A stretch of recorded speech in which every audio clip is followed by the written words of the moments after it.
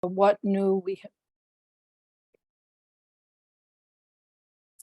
yes, I guess we should have said that. The recording, sorry, the recording progress. So as you see on the screen here, the entire meeting will be recorded. We posted on our website. So by attending, you therefore agree. Sorry for that interruption.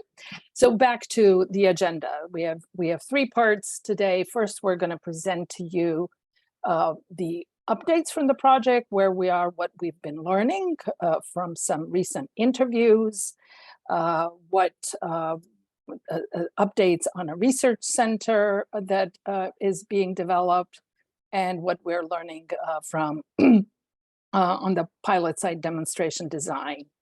The second part then will be listening really to you, mostly sort of have a roundtable conversation where we want to hear from TAC members. You all work related to this project so that we can be more connected, identifying some of the critical elements that this project can feed into and support the related work.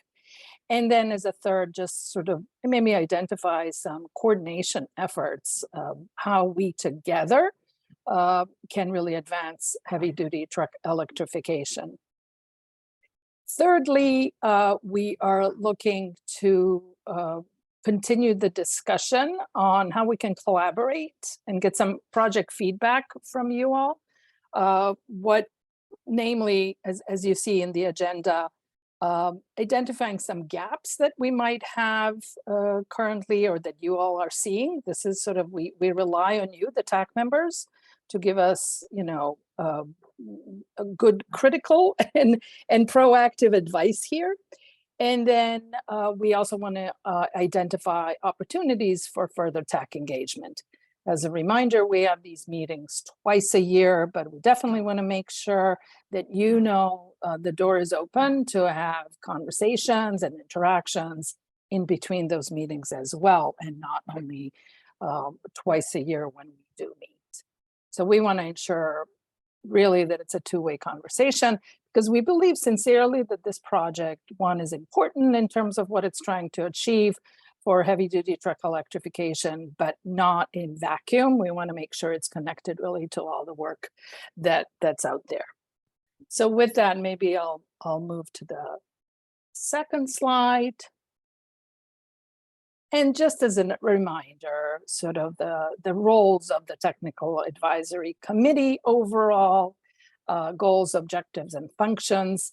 Like, we definitely rely on you, on the Technical Advisory Committee members, to guide the project direction, provide, engagement in the committees that we have, so that we have a successful project. There's a lot of effort going here, and a lot of from multiple team partners, and we want to make sure that it really delivers the most valuable results that we can all achieve here. So asking probing questions to ensure the long-term perspective, being a sounding board on the technical and other barriers that we see in the project, and also advocating for building project partnerships, further government support relationships at the national level, etc.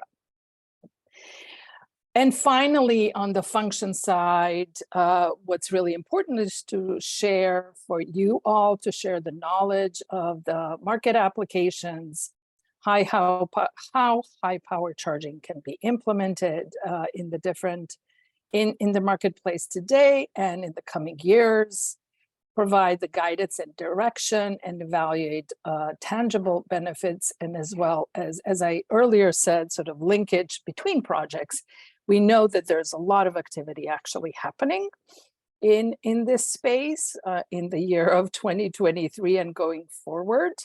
And with that in mind, we really want to make sure we're sort of the emphasis sort of today's meeting will be specifically on that of ensuring we're connected, informed, and connected with all the efforts that are going around the country.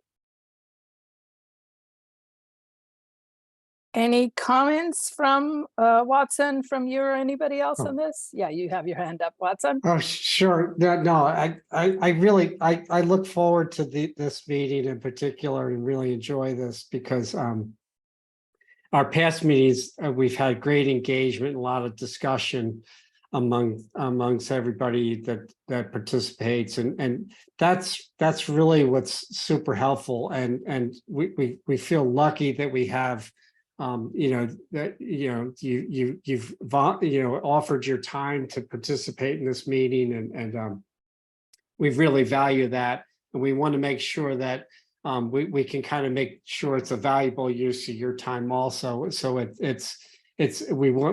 kind of want to make sure that it works for you. So if you have comments along the way of like, hey, we need to hear about this or hear about other things, please let us know.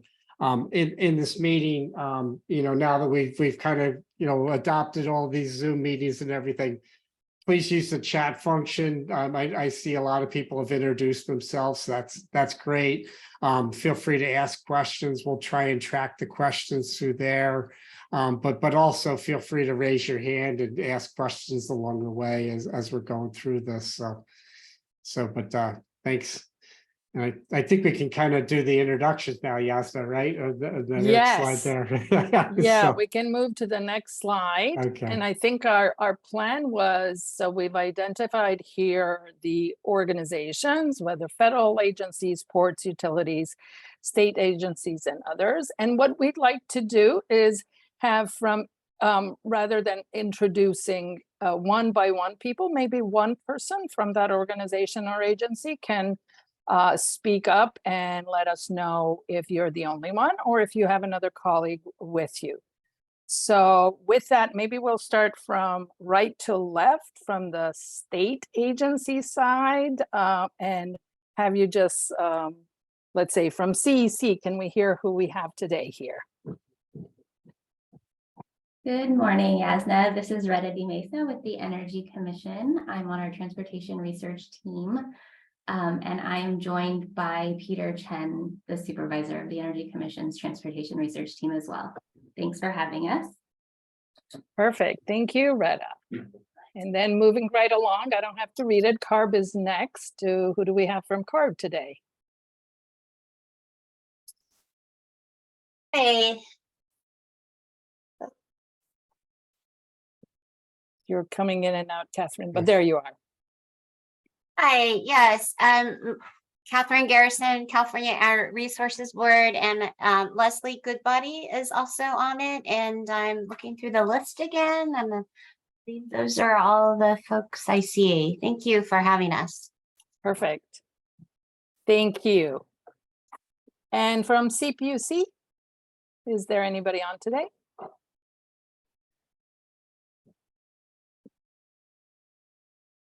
And if not, we'll pass. Do we have somebody from Oregon DOT?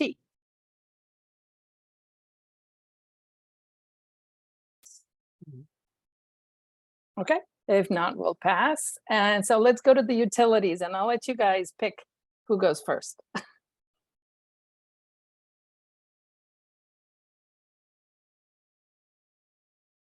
SCE, I think we have one or two people from SCE, correct? Yeah, hey, this is Jordan Smith here from SCE.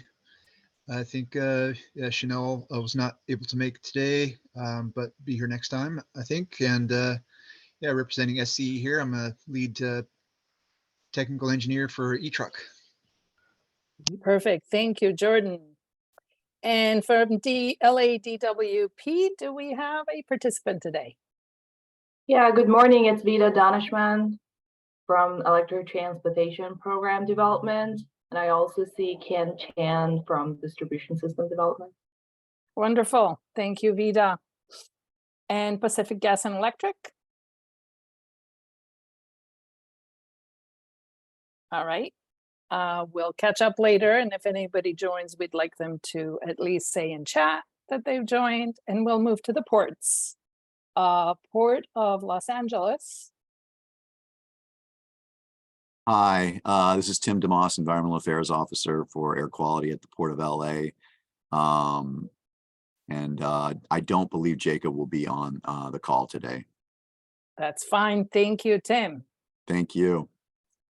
And Port of Long Beach. Hi, it's Leela Rao from the Port of Long Beach. Hi, Leela. Hello. Thank you for joining us. Port of Oakland.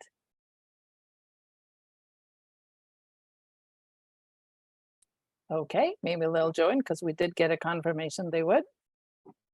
And Port of San Diego. Somehow or other, we can never get all the 4 ports to come together, but but we'll keep them informed. All right, I'm moving to the next one. DOE. Yep, I'm Mike Laughlin. DOE folks are multitasking today in multiple meetings, so I'll be representing the Department of Energy. Mike Laughlin from the Vehicle Technologies Office in DOE. Wonderful, thank you, Mike. And Federal Highways Administration, or Joint Office rather.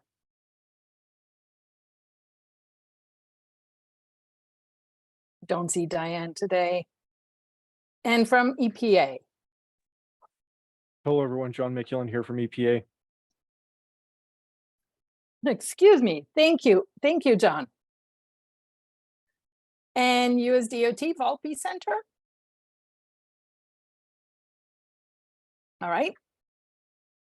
And then we have leftover NACFE. I think I saw Mike Roth from NACFE. Are you here? I'm here. Hello, it's Mike Roth from North American Council for Freight Efficiency, and we're the folks that do run on less. So we're right in the middle of a run on less electric depot with 7 of the 8 depots in California. Great, great. And would love to hear some more details on that if you want to share in the later part of this. Mike, thanks for joining us. NATSO, do we have anybody from NATSO today? Yes, this is Ginger Laidlaw. I'm the Vice President of NATSO's Alt Fuels Council, and I believe Leanne Goheen's on as well. She's our Senior Director of Government Affairs at NATSO.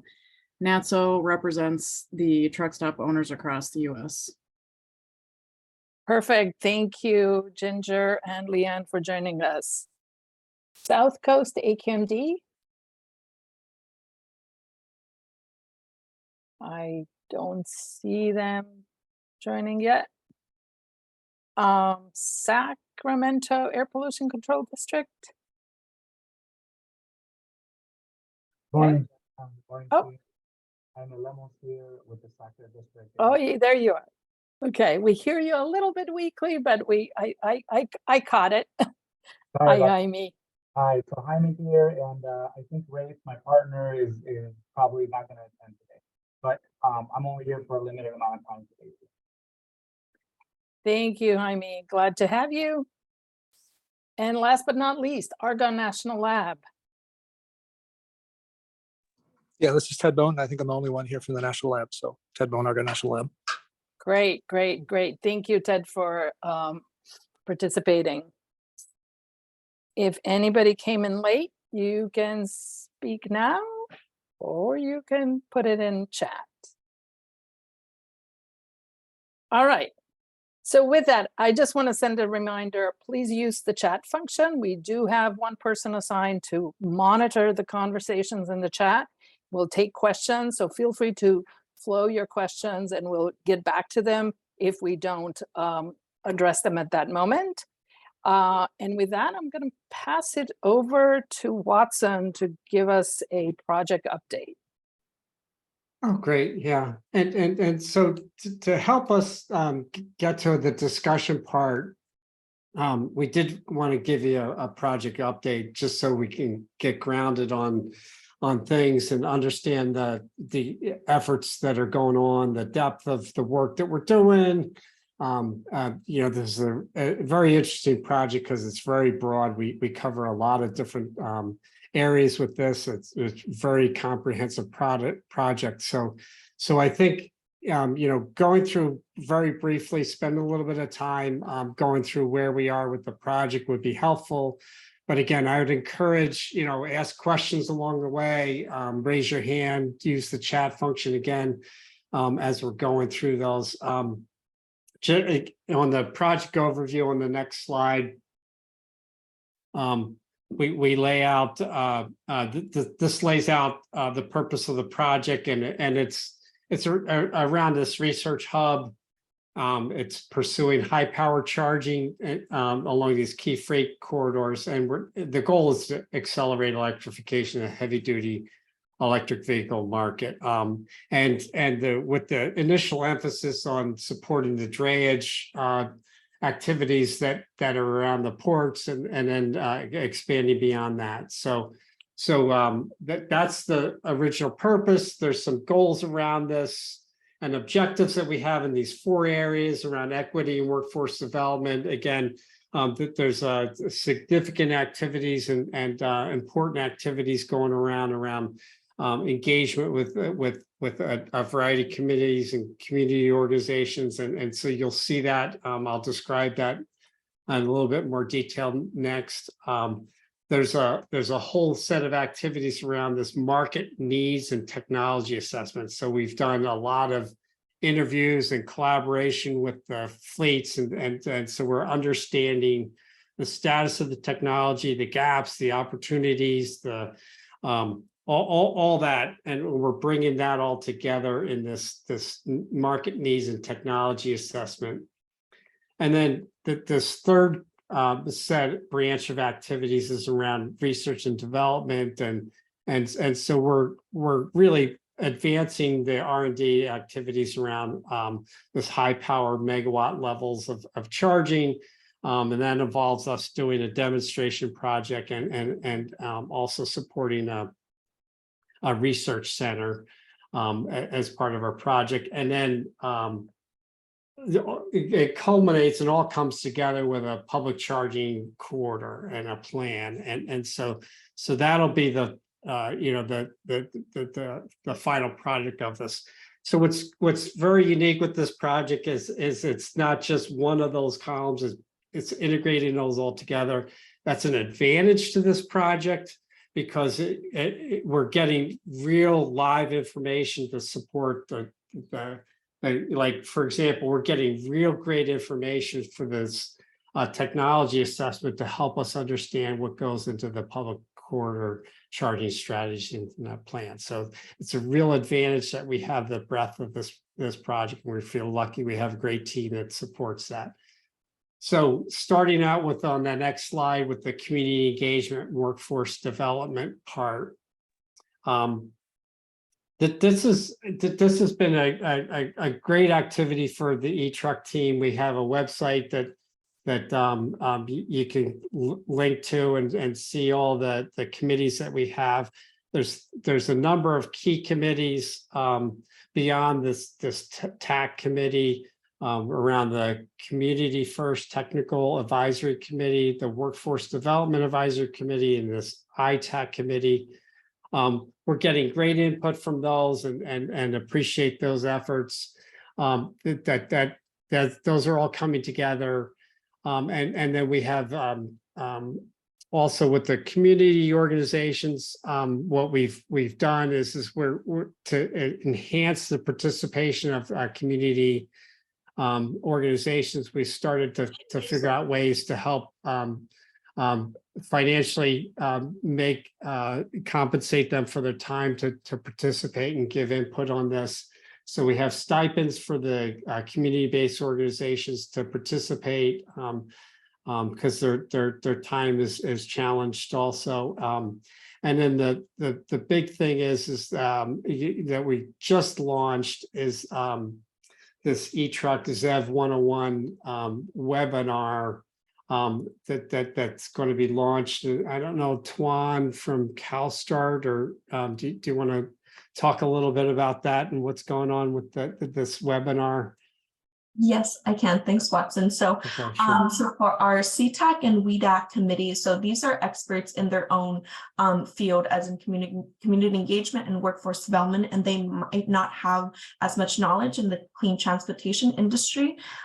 So to better support that, we are launching a industry partner webinar series. So this will be quarterly webinars hosting to just introduce these members to topics within the industry to better inform them of the clean transportation space so that they can better help us inform the project and also just know about the industry in general.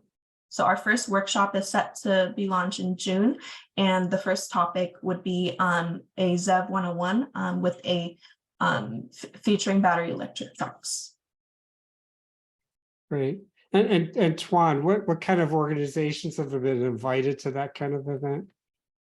Yes, so yeah, we have a wide range of stakeholders involved in all of our CTAC and WEDAC committees. So for example, in our community engagement committee, we have Watts Clean Air Coalition, we have East Yard Communities for Environmental Justice, we have Climate Resolve, and a lot of educational institutions. So we have all of Cal State Long Beach, Cal State San Bernardino, and things like that. So we have a wide variety of stakeholders in both of these groups.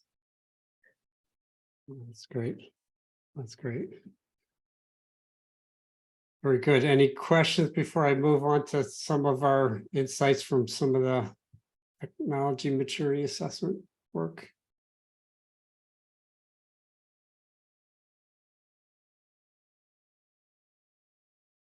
Right, I'll move to the next slide there. Thanks. So in our technology maturity assessment interviews, we've on the truck side, we've interviewed a number of organizations that their logos are represented here.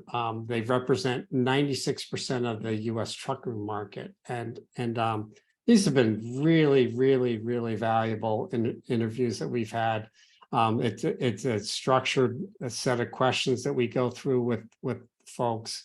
A few of them filled out the interviews through a paper survey, but most of them were done through a discussion interview where we were able to ask follow-up questions. And so there's a lot of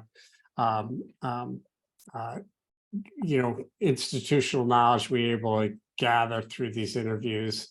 And what, some of the key points we're getting out of this is a, as everybody knows, CCS1 is the technology today for the charging infrastructure.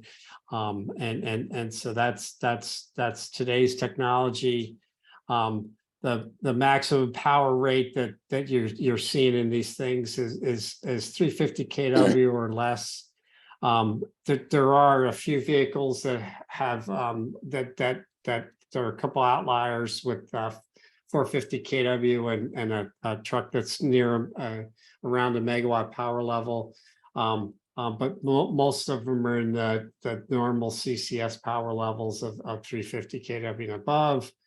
Now, what was interesting in these interviews from the truck side of it, now this is, again, these are from the truck manufacturer's perspective, is that we've heard a number of them say that the customers aren't requesting high power charging other than what they're offering, or MCS.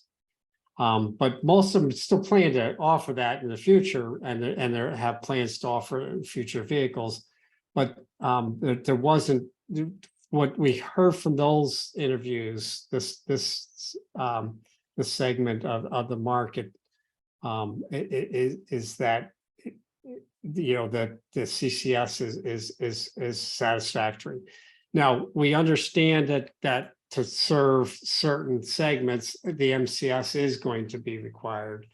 And what we've also found through this is that the technology itself for MCS is not creating a cost barrier for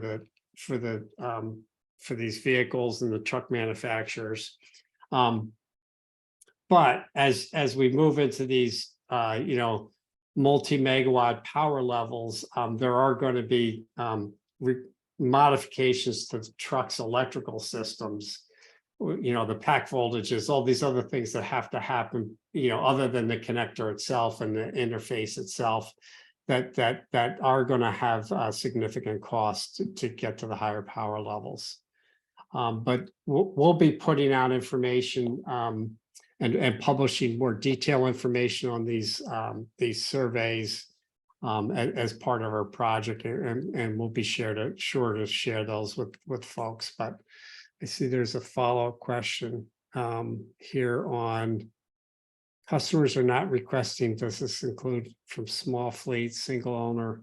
So again, this was the truck manufacturer saying this. So that's the question is the truck manufacturers are saying that, but I don't know who they get their information from, or whether they're talking to the small fleets themselves or the single owner operators. So that's the limitation of the just talking to them and getting their that voice. I don't know, Catherine, does that help?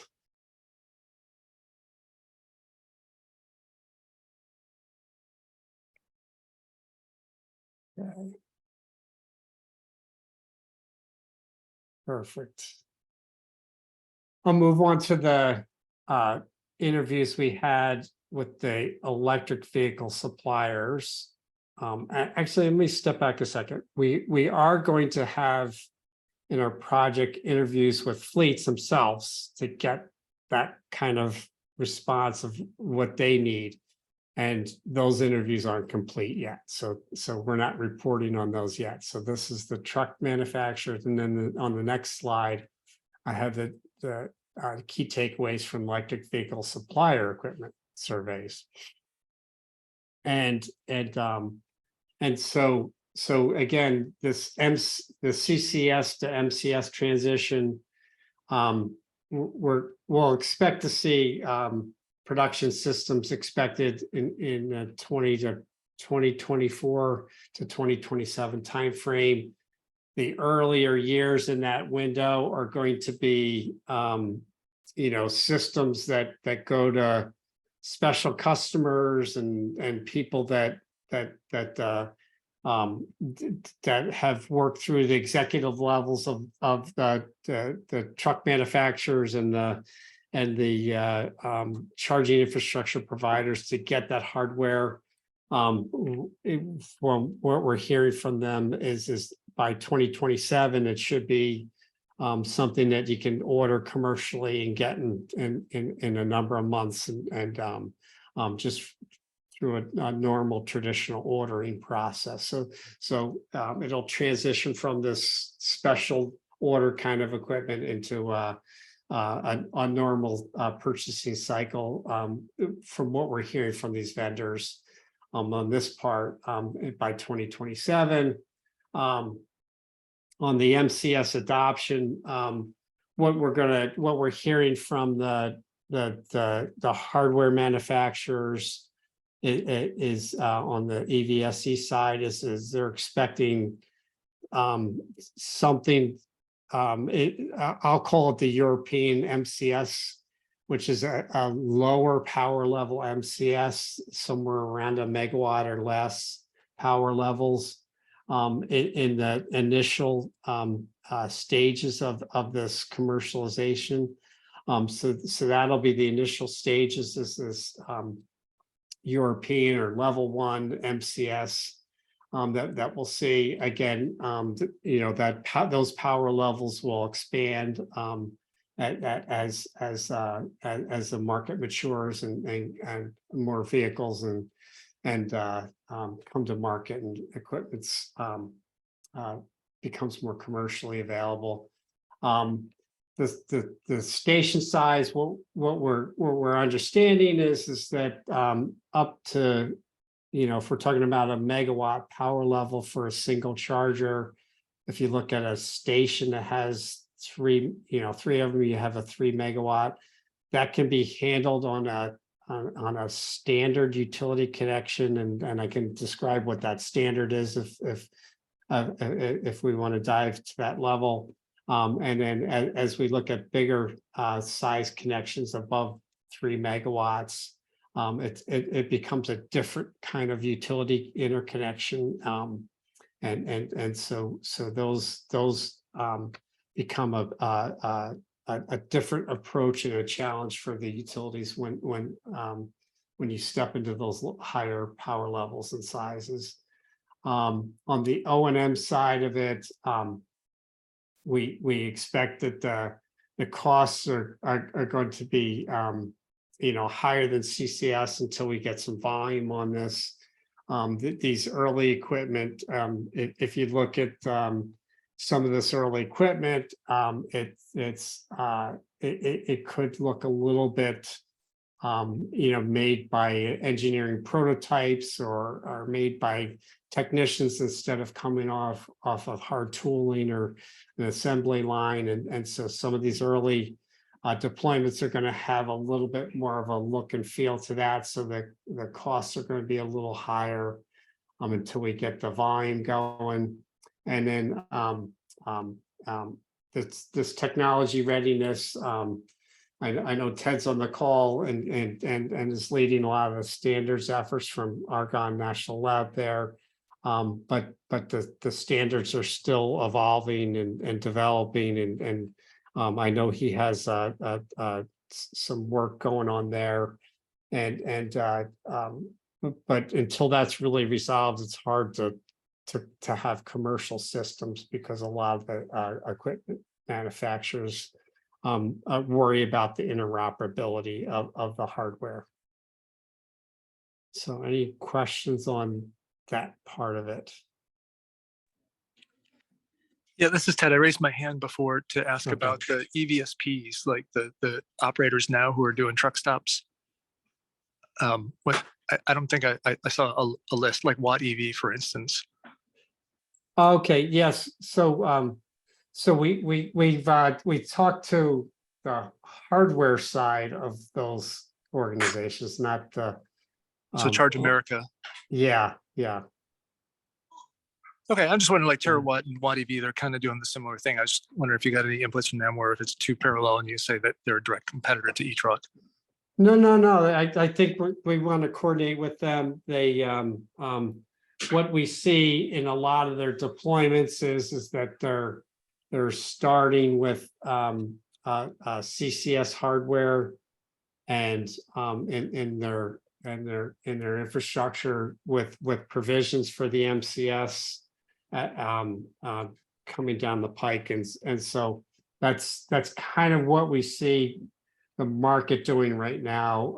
Is a lot of start with CCS, do what you can do today, and make sure you have a pathway towards MCS as the market develops. So I can add on to that. At EVS 36, there's rumors that some companies are going to show their MCS plans for next year. So like car shows, they'll show the 2025 models in 2023. Yeah. So I think that's coming. And I know that almost all companies have a multi-megawatt 1250 volt output solution loaded when someone's ready to buy it. So and it takes, again, it takes a year to get through UL and all the other stuff, but there is a path, and no one wants to tell their competitors what's going on. So I guess I'll put it that way. The reason you can't get much information is they don't want their competitors to know where they're at. But strategically, I think every one of the top 10 big EVSE manufacturers has a megawatt 1250 volt MCS power solution ready, and there are now confirmed 9 MCS coupler manufacturers. So they're getting really, and there will be at least one that's a 2251 listed cable set this year. So like you said, specialty people this year, and then general sales next year. And we're trying to procure like just we're trying to procure one of those systems ourselves. So and it's too early to say, but we are trying to procure those systems. That's good to know, though. Sorry, I'm jumping in, Ted, because I'm excited. It's good to know that they're all working in the background. Yeah, secretly. I think that's the key. Is they don't want their. It's like a card game. They know it's in their hand, but they're not showing anybody else their hand. Exactly. Yeah, and I also want to see.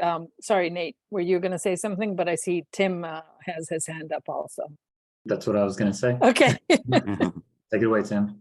Yeah, I might have missed it. Under the technology readiness bullets, the grid not ready for charging beyond 3 megawatts. Just wanted a little bit more information there. I'm a little confused what you're saying there. I wouldn't say the grid's not ready. I would say that there's work that normally has to be done. 3 megawatt, I'll jump into the details here. Sorry about this, Tim. Yeah, no, So no problem. I just want to understand it a little bit more. I'd never heard that.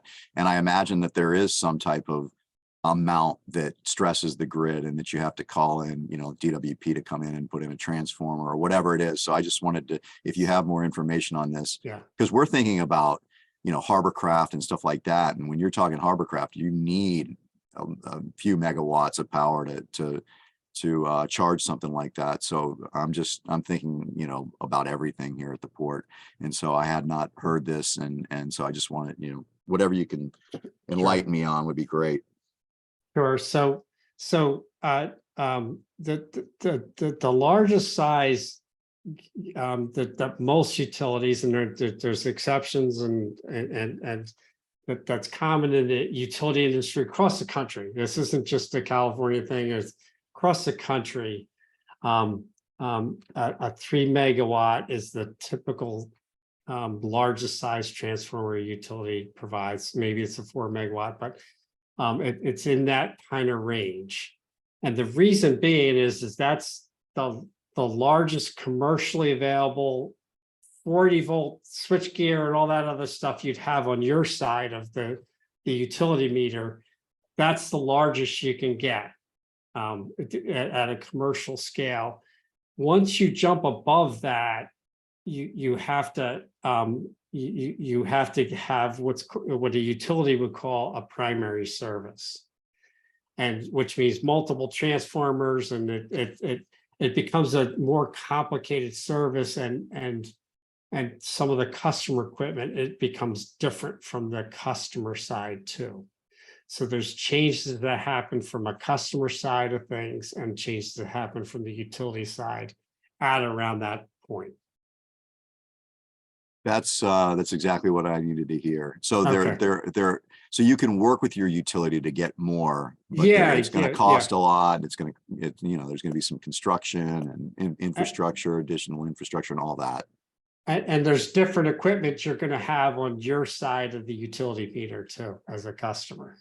Yeah. So, yeah. Okay. I get it now. You know, I think about the cruise ships as well, and they take, you know, 11 megawatts, some of them. And so as a result, we had to put in all these different systems here at the port in order to make sure that we could do that. So, okay. That's that. Thank you so much. Sure. So on the next slide, I want to get through this here. On the next slide, Tuan, on the Advanced Research Center, we're developing this Advanced Transportation Research Center at the Southern California Edison Pomona Electric Vehicle Testing Technical Center, and we're going to be able to.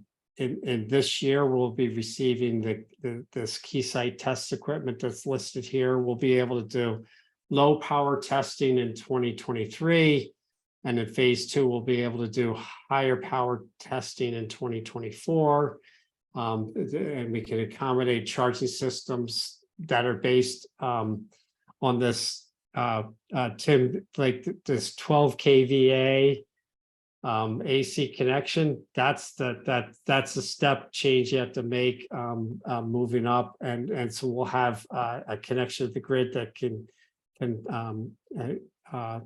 support that, and so this lab, we're encouraging folks, if they need to do any testing of hardware, equipment, trucks at the lab, please go to this website, talk to us, let us know. Leverages, we're you know, blessed that Southern Cal Edison's has a strong interest and expertise that they're bringing forward, and actually investments in developing this facility with us, and so thanks to them for their support on this, and it really does make a difference. The things we want to do at this lab is to prove out the technologies that we're going to deploy at the demonstration sites. We want to also, as the higher power levels of MCS charging become available, we want to be able to test that there. and also new design architectures. As what some of this early stuff will be is just how they've repackaged existing equipment to support MCS, and we expect that after that there'll be some newer designs as this market matures. On the next slide here, on the Hey, Watson. yeah. Yes, Go ahead, it's Jordan. Jordan. Just quick update, and we're constantly working to orchestrate these capabilities. We do think now in the phase 1 we'll be able to accommodate higher power systems, so likely up to 350 kilowatts in phase 1. So kind of some late news as we continue to work on the space allocated for the testing activity here. So it's a late update for the group here, and we can update the slide. Okay. Oh, that's great. Yeah. Yeah, thanks, Jordan. Yeah, no, appreciate all the effort you did to kind of help make that happen. So I appreciate that. So so we have 2 great demonstration sites, and what we went through on the demonstration sites is a process to make sure that we configured these layouts and the approaches for these things so that we provide value to the site host, the vehicles that travel through these locations, and then also that they have value to the e-truck project itself. And so we went through, evaluating options, listing all these options out on a piece of paper, doing a kind of optimizing kind of process of well, we need to do this for e-truck, but the site wants this, and how do we get the maximum benefit for everybody here? And so it was a really great process. So I'm excited for the designs that we have at both of these locations. They're both a little different. We have with the MHX as a drayage oriented site. It's very close, within 10 miles of the port of the Los Angeles area ports. And so we'll have multiple CCS chargers there as part of that project. And then in Travel Centers of America, it's along that busy I-10 Heart corridor. We're initially going to set that up with some CCS chargers so we can start collecting data. And then we're as I described, we're pursuing plans to upgrade it to MCS and talking with vendors right now to procure that hardware. So that's pretty exciting activities there. I just saw the MHX yesterday. I saw some communications around their interconnection request at the Carson site. So that's moving along well, and so that's some good progress there. And Travel Centers has a related project at that location called Taking Charge, where they're also putting in some additional chargers for overnight. Both of these locations will have pull-through charging so that the trucks will be able to pull through with a trailer connected on them to be able to charge at these locations. And then the last slide I have in the update is the statewide development plan, and which is great about this on this next slide here is the our efforts have been great. CalStar's been a leader in making sure that they're coordinating with fleets and understanding that their whole stakeholder process with a whole bunch of organizations, California, to make sure that they're understanding all the opportunities that the fleets and the needs they have. EPRI on the infrastructure side, and we're bringing all this together and the expertise of these two organizations. And we're going through the statewide development plan, which involves, those steps, but then also this transportation modeling, and we're using LBNL and a private vendor to help us collect this data for the transportation modeling, and then bringing that all together into a quarter planning process where we'll be prioritizing and developing this prioritization framework. So, but that's the update we have that we provided, but we're willing to take questions before we move on to the next part of our discussion here. On any questions of like, what's the biggest lesson we've learned so far, or what's any willing to take anything like that? Are you able to talk about the funding? Like, you have all the funds you need in hand, or is there more that needs to be raised? We have cost share from both of these demonstration sites as cost share. EPRI's providing some cost share with the CEC funding, and then we do have one additional source of funding that we need to finalize, but it is expected to come through. So that's for phase 1, phase 2, or just phase 1? Phase 1. Okay. Phase 1, we need to go to the critical project review, which is standard process at CEC projects, and then get to phase 2. So for phase 2, there's still more funding to be raised. So we welcome any, Ted. Oh, no, it was just the whole CEC money, NEVI, parallel money with the joint office. Like, there's a bunch of questions about charging reliability and other things that you could maybe squint at to say that we can leverage e-truck reliability at this power level, that, again, phase 2 type questions. Good idea. Because there's a gap. My brother, it's my birthday, and my brother asked me, "Why are you working? Just quit." And I said, there's so many good questions to be answered, and there's not enough good people to answer them.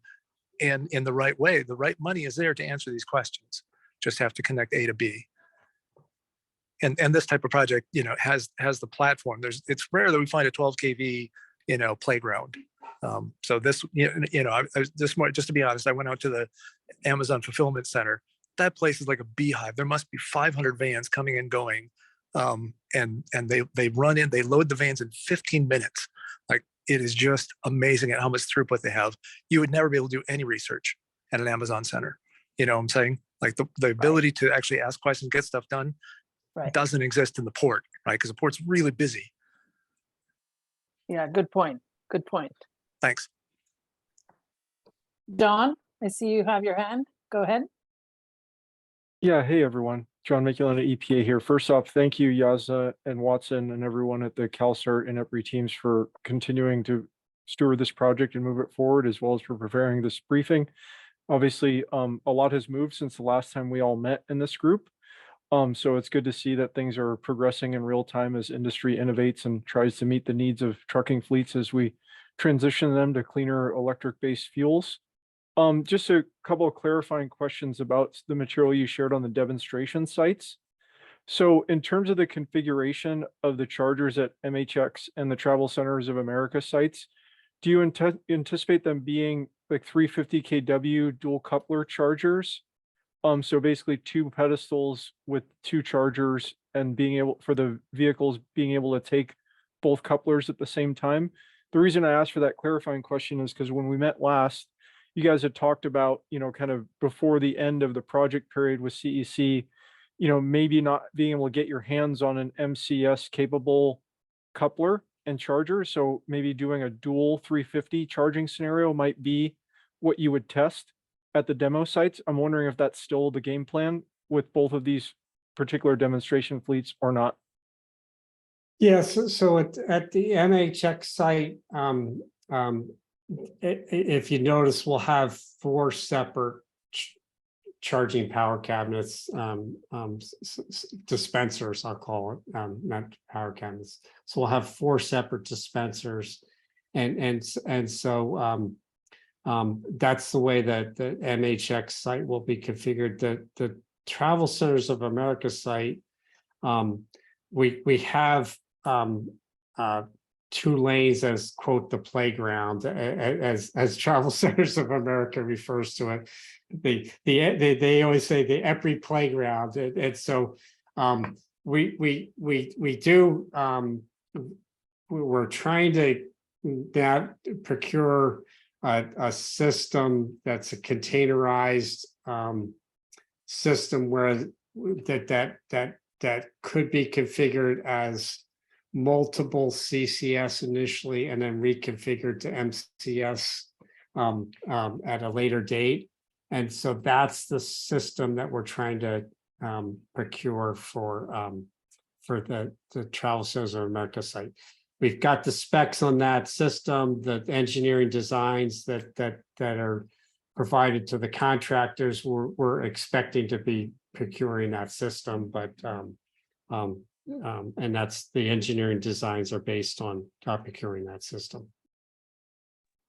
Got it. So I take that to mean that you're probably going to start with a CCS 350 kW max power unit. And in terms of the vehicles they'll be interfacing with, will it be largely Volvo VNRs, e-Cascadias? Like, what are we looking at in terms of the demo fleets? I imagine at MHX, it's probably more knowable at this point than it perhaps will be at Travel Centers of America, but do you have a feel for what type of vehicles will be visiting the sites? Yeah, MHX has procurement plans for vehicles, and I'm embarrassed at the top of my head. I don't remember the brand of vehicles that they're procuring. They do have an order for, they have multiple sites, and they have orders for something in the order of a dozen vehicles, but I could be misspeaking. So Yeah, it was something of that order, but if I may, yeah, go ahead. Yeah, if I can jump in. So John, to your question, we're looking at what the sites have in terms of their known fleets, either that they come there, but we're also working with the OEMs to give us a demo unit that they could retrieve back for research purposes, right? That they don't sell necessarily to anybody but demo. We're not there yet, so we can't give you, but we're talking to all the OEMs and saying, hey, you learned from this, we learned from this, this is what we'd like to do. So yeah, thanks for that, Yaza and Watson. And I understand that a lot of this is still in flux in terms of procurement. But in terms of the time series for data acquisition, how many months or vehicle charging events do you guys anticipate being able to gather over the project period from these 2 in-use demonstration sites? Do you have a rough estimate? well, we have actually an estimate in the project tasks in the scope of work of 12 months of data collection at the sites, at both sites, as a matter of fact, in terms of collecting the data, both from the trucks, from the infrastructure side, and obviously we're interested also in what the whole business case kind of looks like, with transactionally what it looks like. And great, thanks. That's it for me for now. Thank you. Yeah, and I wouldn't be surprised if we get more charging sessions out of the MHX site, just because in addition to the dedicated fleet, they have these will call drivers, which are drivers that are independent that drop off or pick up at that site, and they'll be also this infrastructure will be available to those will call vehicles. But given that there's a dedicated fleet also attached to that, I think that and those procurement plans are firm, that we'll be collecting more data there quicker. Yeah, thanks, Watson. That additional wrinkle is helpful to know in terms of the transient will call motor carriers who may visit MHX. That's why it's called quasi-public. I was wondering what that meant. Yeah. Okay. Yeah. Perfect. So I wanted to move on to the discussion part, Yasna, at This is a part where David Eskenazi, I don't know if you met from EPRI before, might be helping us. If we can move on to the next slide. Maybe before we move over, I'll just mention quickly a question from Catherine Garrison from CARB. Okay. Will you include results from the California Transportation Agency SB 671 Clean Freight Corridor Assessment? Yeah, I'm not close enough to answer that question to that specific thing. Is Jen Kwan on the call here? Yeah, I think for SB 671, I think that we're coordinating with, I think LBNL is doing some work on SB 671 and we're coordinating with them. That's what it is. To make sure that all the assumptions are aligned. I'm not sure of the details, but I can look into it and get back to you. Great. And just a quick time check. We have about 30 minutes to take care of the roundtable and then closing items. Perfect. Perfect. Yeah. So on this roundtable questions, David might help us and step in and help ask questions. But essentially, what we're looking to do here is our goal with this project is make sure that like we're getting the most value out of this. We're helping support the efforts of your organizations, and so.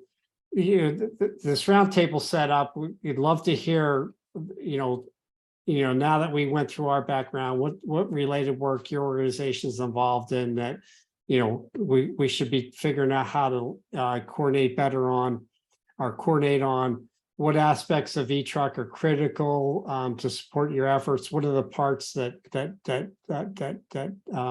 your organization really needs to have happen, and how can we best work together to advance heavy duty trucking. So those are the things we wanted to tee up as questions. I don't know, David, is there any clarification there you wanted to add or? No, that's it. I think this is the point where we'd like to hear as much as possible. Maybe each of the organizations can kind of pick a lead to, make comments. We want to hear from everybody in the chat. You can answer any or all of those three questions. If there's follow-up to be done, because we won't get to, of course, everything, put that in the chat. We're going to capture the chat. We'll follow up with you if you didn't get to some of the details you wanted to share. I don't know what order we go in. Maybe Yasna, we go in the same order you did the introductions and start with CEC, then CARB, then who was on next? Maybe SEE. LADWP. How's that sound? Or did you have a different order in mind? Well, I mean, sure, we can, although the project is CEC and CARB funded, but sure, we can open it up to see sort of the state agencies here, if there's anything else related to this project that any of our state agencies would like to bring along. So CEC, come off mute, make a couple comments if you like, type actively in the chat and we'll keep moving. Hey there, this is Retta from the CEC. I don't think I have any comments at the moment, but I'm really interested in hearing from some of the other TAC members.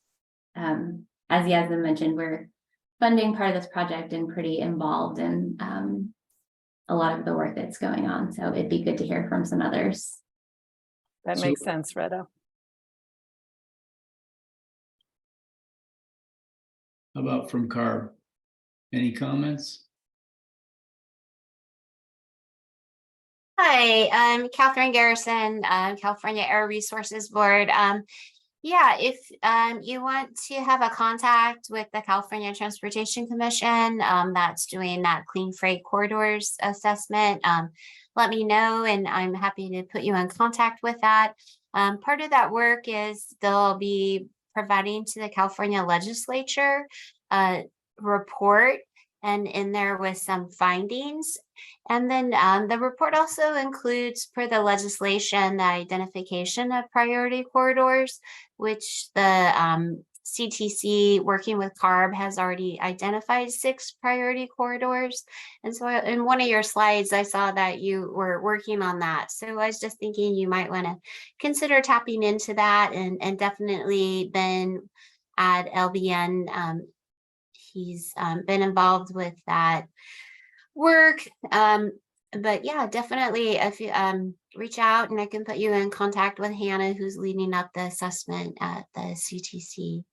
So those were my thoughts, and great work, and thank you for diving into this. Can I add to Catherine?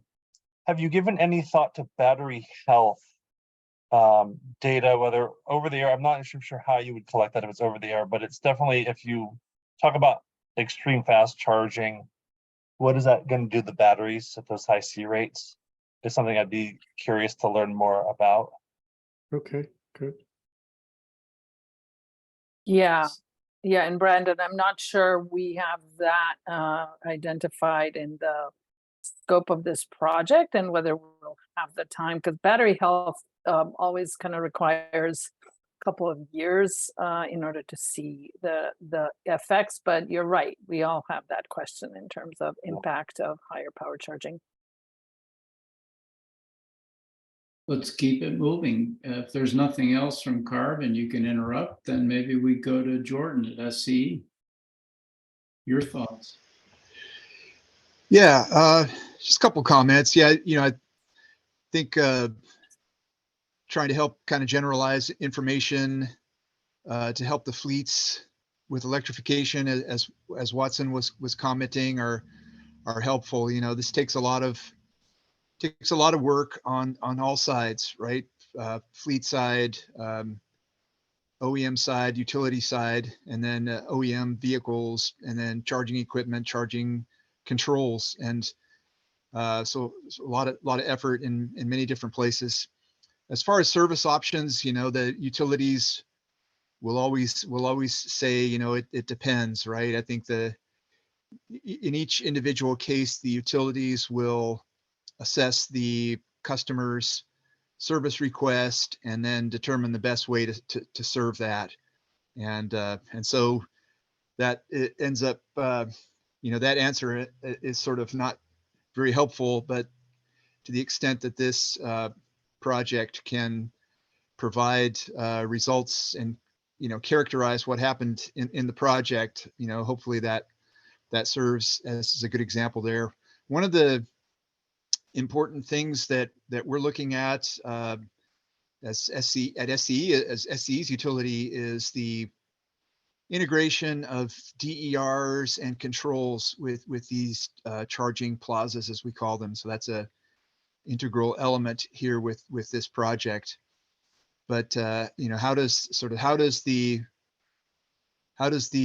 we talk in terms of load shapes. How does the load shape or the projected load shape look, from a utility grid perspective, sort of from an uncontrolled perspective to a what I would call a controlled perspective, where you may have energy storage, you may have on-site generation, PV otherwise, and you have controls.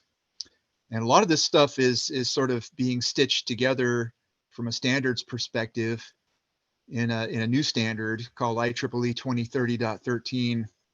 And so we are working together here with this project and others, and then at the same time, sort of building the standards for these types of deployments, and the interface to these types of deployments, I think, is going to be critical to accelerating transportation electrification of fleets, heavy duty fleets.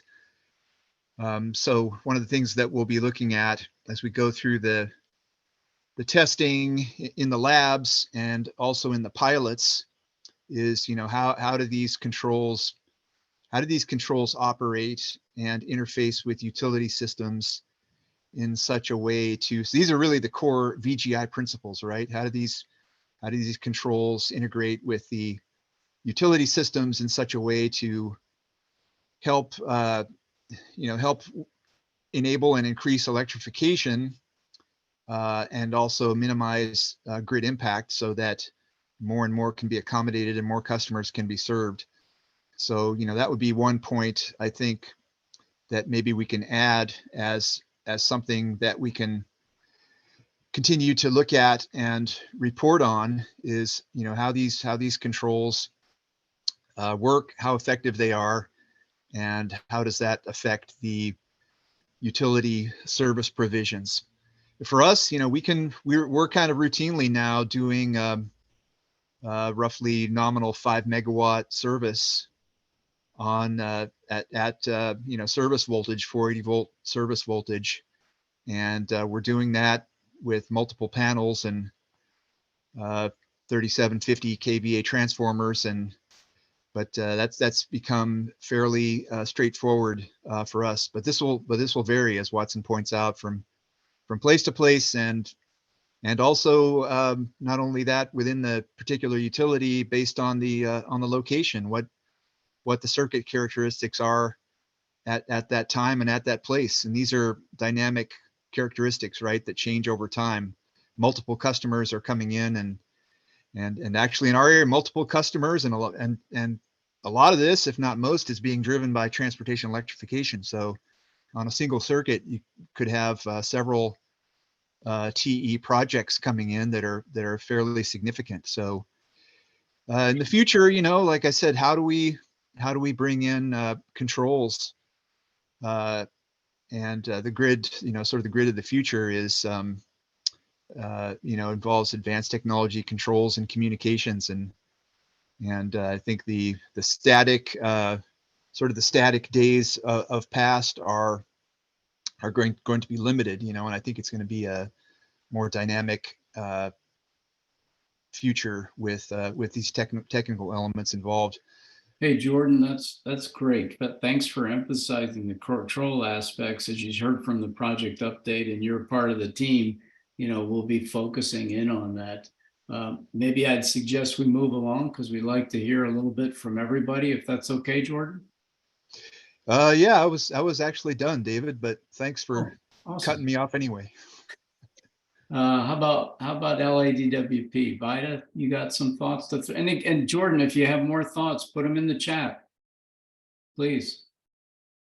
Hi, yes. So Jordan pretty much covered everything, and I don't want to repeat the same thing. I just want to add, understanding the technology readiness, that's important. That's what we were trying to understand. And also on top of that, for the phases of electrification, understanding the fleet plan in terms of replacing the existing fleet with electrification or other zero emission options like fuel cell, what percentages they're planning to electrify, and at what time frame that can help us to proactively plan for grid upgrades needed.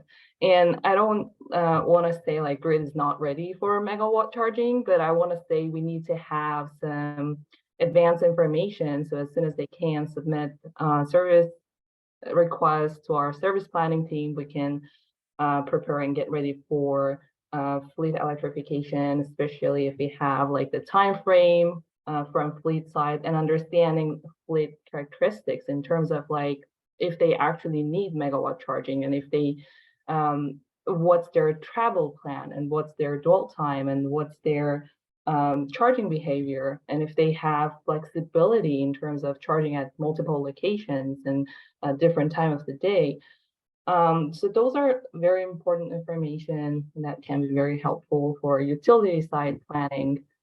And so right now we're working with EPRI to better understand the load shape from the different, at receiving station level at least, to see if we have opportunities for managed charging at RS level, and also understanding what's the peak coincident load from fleet electrification, and going from there. Yeah, so having a 10-year, 15-year roadmap, and understanding of the technology readiness and all these electrification opportunities and managed charging will be helpful for our side.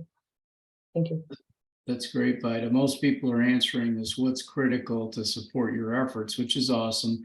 Type into the chat if you've got work that's related going on, and we can follow up with that. I know John from EPA typed a few related things at EPA. So maybe move on to the ports. Let's see who was on. Maybe Tim, LA. Here we go. Am I on? Yep. So the ports are in their second year of collecting the rate on any trucks that come into our port, deliver containers or leave with a container, pay a clean truck fee of $10 per TEU, and the two ports in our first year collected about $80 million, $40 million per port. And so we go back to our board every year and we talk about what we want to spend that money on. We have to spend it on either zero emission trucks or zero emission infrastructure for trucks. And so we got a lot of pressure from the trucking agencies after our first year to really get into the infrastructure side of this. Because the comments are that, you know, you can have all the trucks in the world, but if you can't plug them in, what are you going to do? And so we've been working hard on lots of things to figure out where to put our money towards. And so we've been working with MSRC, who did an RFI for charging opportunities, charging infrastructure opportunities in the region, South Coast region. And then we're working with with Caltrans and CEC on this CFI charging fueling infrastructure application that's due like real soon. And the part of it that we're interested in is at least 3 charging stations between the ports in downtown LA off the I-710. And so these are areas where we want to put our money towards. We have not been talking about MCS for any of these areas, but that doesn't mean that as these projects start to evolve, that there might be opportunities for MCS at these. I'm just not, we're not that far along on these projects, but these are just some of the things that the ports are looking at. Long Beach is doing a lot with respect to charging as well. I'm sure Leela will talk about that. We've got one area at our Port of LA that's off of Anaheim that's where we've got some acreage where we're considering having a project for about 50 charging stations, electric truck charging stations. And so there's that project as well. So when we say the related work, not that we're talking about MCS for any of these, but that it's certainly a conversation that's going to start. It's going to start being, as we start to see some of these opportunities for charging for trucks, that conversation is definitely going to be something that's going to come up, I'm sure. We're just not there yet. It's great to hear this is moving. Maybe Leela, want to talk about Long Beach? Yeah, just to kind of layer on to what Tim mentioned, maybe a couple things. One is that, we also have a couple of sites that we're looking to put RFPs out later this year to solicit for companies to install infrastructure. We already have a couple of leases with, as I think folks know, with Watt EV and 4Gen, who are putting in infrastructure that's going to be partially publicly available.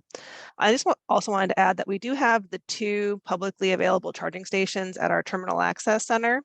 And just so maybe as a point of reference for folks, those are only 150 kilowatt chargers, and we have less than, or just about now, a little over 100 vehicles, battery electric vehicles in our truck registry. And those chargers are getting used more and more and more every day. And I think it's important to maybe kind of recognize that, we have very few vehicles, the demand is already increasing. We have pretty slow power charging stations, but folks are still showing up and they're charging for 45 minutes, an hour and a half. And I guess, they're charging at all times of day, right? Morning, afternoon, late afternoon, evening. And so I think from that perspective, it's important to understand that, you know, these are businesses. They need to charge when they need to charge. And so I think when Jordan was talking about distributed energy resources, you know, when it comes to megawatt charging, I mean, I signed the bills for the SCE bills for our 250 kilowatt charging stations, and they're expensive, right? And the demand charges are already getting us. I can't even imagine on a megawatt charging scale, like what that's going to look like. So there's going to need to be, I think, a lot of thought moving forward as we think about, you know, the utility rate structure and, you know, how this is all going to work, because in the end, folks need to charge when they need to charge. You can't say, well, it's too expensive to charge in this time, we're not going to be charging it. That's not going to work, right? So there's going to be a lot of effort that needs to be put into those sorts of, you know, questions, because we're already seeing folks will line up to charge even at 150 kilowatts because they need to get from the ports to wherever their depot is. So That's great stuff. Sounds like there might be some data we can use. We love your point about these are businesses that have to operate. I know the project team is very much focused on that. You know, research is research, but we got to make this happen in a real business world. Maybe I go back to Yasna and Watson for any guidance here. We're getting close on time. We want to leave Nate a little bit of time to close out. There's still a number of organizations to go. We could, you know, kind of go through those and maybe get a minute's worth from each. Certainly everybody can type into the chat. We could skip the next set of questions. What guidance would you offer here? Yeah, I'd like to hear. John posted from EPA posted some links to a couple proceedings there, but I'd love to hear from him talk about those. Yeah, Watson, since you called me out, I was trying not to take any airtime. I know time is short, but just a couple things that are time sensitive for this group related to this project. So they're both coming to a head this month as soon as Monday. So under the Inflation Reduction Act, EPA has $4 billion in new investment that we're trying to design 2 new programs for. One is $1 billion for zero emission class 6 and 7 vehicle deployments, and the other is $3 billion for zero emission equipment and infrastructure at ports. So we have a combined request for information that's out. It closes on Monday, the 5th, this coming Monday, and we're requesting input on a variety of different technical elements that are germane to this project scope, including charger standardization, charger supply chain, domestic manufacturing and sourcing capabilities, data on cost, also data on vehicle development over the coming years and kind of timing of rollout and availability for vehicles. So a lot of what we're requesting data on to help inform our design of this $4 billion package of new federal ZEV investments is basically closing on Monday. The other piece that I posted was on our heavy duty phase 3 greenhouse gas standards, which were recently proposed. The comment period for that rulemaking closes on June 16th. And again, as I've highlighted to this group before, there's a number of assumptions in the proposal around heavy duty vehicle, battery electric vehicle uptake of charging infrastructure. And the scenarios that we're assuming in much of the rule analysis are for 350 kW depot-based charging between now and 2030. And then in 2030 and beyond in the class 8 long haul segment, assuming largely fuel cell electric technology for that application. Again, it is a proposal. We're asking for comments from stakeholders across the scope of what EPA has analyzed to inform our different rule alternatives. And I certainly would encourage the folks on this meeting to take a look at that and weigh in, particularly on expectations for uptake of charging capacity and or hydrogen fueling by trucking application between now and model year 2032, which represents the final year of compliance with the CO2 standards that we're proposing for on-highway trucks.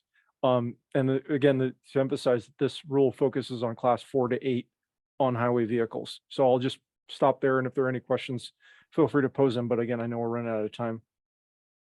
Thanks, John. And Yasna, Watson, back to you. I think as we're getting close, I count on your guidance on what you'd like to get to before we end up. Sure. No, that's great. Yasna, do you want to? I saw some, I see Mike Laughlin put in something from DOE in terms of, so Mike, would you quickly like to address anything else from DOE perspective? Yeah, sure. Just to highlight, I put a link in the chat, but we just announced a couple months ago medium and heavy duty corridor planning projects, really looking nationwide at how do you plan medium and heavy duty corridors, talking about a lot of the things we're talking about today of, what size chargers do you need? Where are the vehicles going to be? Where is the charging going to need to be? Is there utility capability there? All sorts of things like that. There's 2 projects in California, one in Southern California associated with the I-710 corridor, and a project in Northern California with around the Bay Area, as well as projects nationwide. And I believe CalStart's lead for one of those projects. So, and I would be remiss if I didn't mention the decarbonization blueprint, but I left a link in the chat for that as well. Great, great. And John, thank you for linking those 2. We are actively working on responses to EPA draft plan for phase 3 and totally aware of the RFI for the class 4-6. There were a lot of questions there. I will say there's a letter from NGOs asking for a little bit more time, just that heads up there, so because it's a pretty deep document. But thank you for that. Any other comments? We really appreciate this, but don't want to, Mike, I see you put a couple of comments on your boot camp and the run on less. So I want to make sure we give folks a few more minutes here for comments. Well, yeah, just real quick. I mean, I this may sound like a stupid comment, but we're in really early stages of heavy duty electrification. And the way we've sort of view it, in particularly with respect to the infrastructure, is in 4 segments of heavy duty tractors, that being short, medium, and long regional haul. And when we say regional haul, we just basically mean return to base. So there's these trucks that go maybe out 50 miles and back, being short, medium, maybe 150 and back, and within like a 300-mile radius. And then the long regional hauls would be LTL and other carriers that go really maximize the outbound and return given hours of service. So up to 500, 550 miles, depending on speed limits and other things. And then the 4th being, disparate route, long haul trucking. And so, each of those will have its unique charging, opportunities and challenges. With return to base, you have confidence coming home. And, speed of charging depends on whether or not, you domicile at the place for, the day or the shift. So one reason I bring up run on less is we're going to see a lot of that as we highlight many of the early adopters that you all know, from, Schneider and Del Monte to UPS and Compton and, the performance team and so forth, the various groups, throughout the rest of this year. We'll be bringing a lot of the sort of real world data, but also a lot of interviews. I mean, we expect to do somewhere around 80 to 90 interviews over the next 2 months to then publish really interesting composite interview videos throughout August and into September. So just want to make sure everybody's aware. And if you have any questions, reach out to me. Thanks, Jasna. Thank you, Mike. And my only comment would be that we're also seeing all those ranges sort of merge as some of the regional is getting super regional and some of the shorter is extending. So there's a variety of, dynamic effects as the industry changes slightly as how product is delivered. Yasna, I only need like a minute to wrap things up, so maybe we have time for, I see Ginger, Ginger Laidlaw from NAT, so you had a comment on the chat. Do you think you could mention that for us? Sure. I just wanted to bring up kind of more of the business opportunity side of things for, private investors, travel centers, travel truck stops. Just talking about credits that could be generated with these charging opportunities, thinking about the kind of the long term, thinking about what EV truck drivers may need, what sort of resources they might need inside the travel center. That's beyond what is already being offered. The technicians that may be needed for the trucks, what sort of resources do we need there? Just thinking about all those things, and also trying to figure out how we can create more partnerships between travel center truck stops with fleets, to maybe share some of the burden, share some of the costs associated with all of this.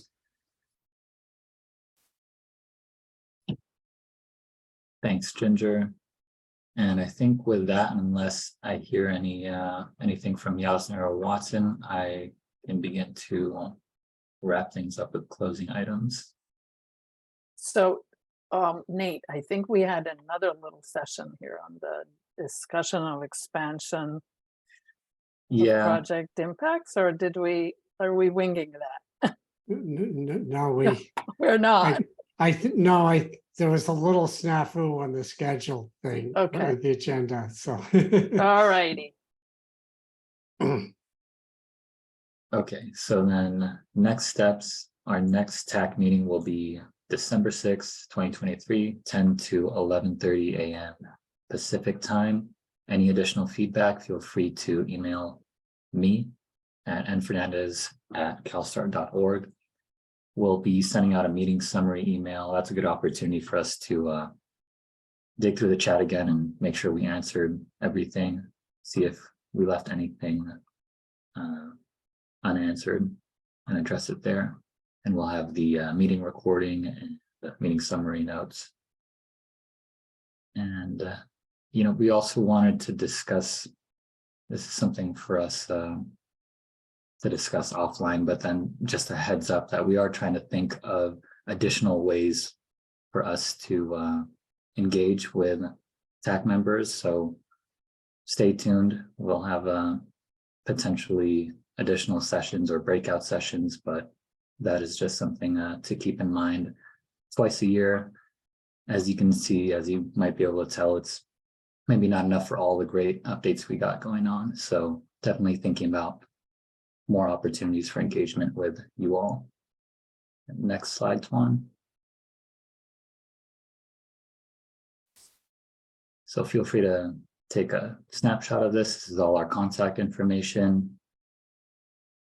And lastly, next slide is just thank you. Thank you all. Maybe Watson, Yasa, you want to say your final appreciation? Yeah, no, thanks for everybody's time and the comments and discussions, and please email us. I know there was one slide we didn't get to that was talking about how we can expand the project's impact, but please email us, call us, if you're willing to have a separate 30-minute call. We'd love to have that discussion with you if you wanted to talk more, share some ideas with us. We'd love to have those kind of discussions and make sure that you're all very important people, and we want to make sure you have the ability to have put your fingerprints on this. So we want to thank you for that. So. Same here. I'm not going to repeat it. Thank you for your time, and All right. email us or contact us so we can connect in between the meetings. Perfect. Thank you all. Thanks. Thanks, everyone. Thanks all. Bye.